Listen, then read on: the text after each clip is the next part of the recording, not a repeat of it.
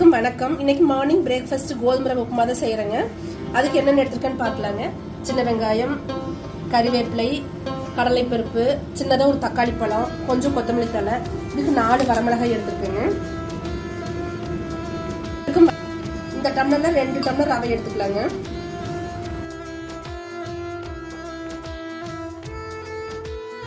Tumbler ரவை எடுத்துக்கிறோமோ அதே tumbler ஒரு டம்ளருக்கு 3 டம்ளர் தண்ணி அந்த அளவுல வச்சோம்னா கரெக்டா இருக்குங்க. 2 ஸ்பூன் கடலெண்ணெய் ஊத்திக்கலாங்க.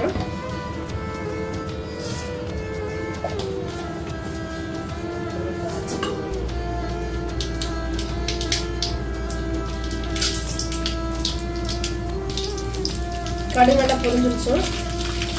வெங்காயம், கருவேப்பிலை எல்லாம் போட்டுடலாம்.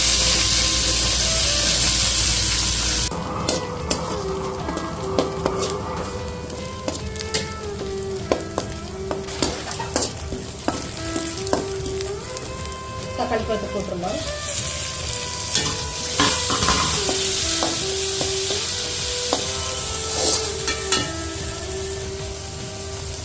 வெங்காயம் நல்லா வதங்கிடுச்சு. தண்ணி ஊற்றிடலாம்.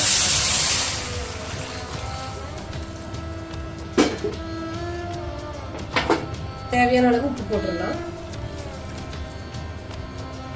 தண்ணி நல்லா கொதிச்சோன்னு ரவை போட்டு கிளறி விட்டு 5 நிமிஷம் சிம்மில் வச்சு ஆஃப் பண்ணிடலாம்.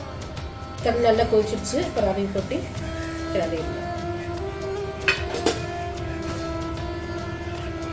நல்லா கிளறி விட்டு ஒரு 5 நிமிஷம் சிம்மில் வச்சோம்னா நல்லா வெந்துடும். அதுக்கப்புறம் ஆஃப் பண்ணிடலாம். இந்த ஸ்டேஜில் கொத்தமல்லி தழை தூவி விட்டுடலாம். சைடில் 4 நாள் ஆடை எடுத்து வச்சிருந்தா அதை அப்படியே நெய் காய்ச்சிடலான்ட்டு அதையும் அடுப்பில் வச்சு விட்டாச்சு.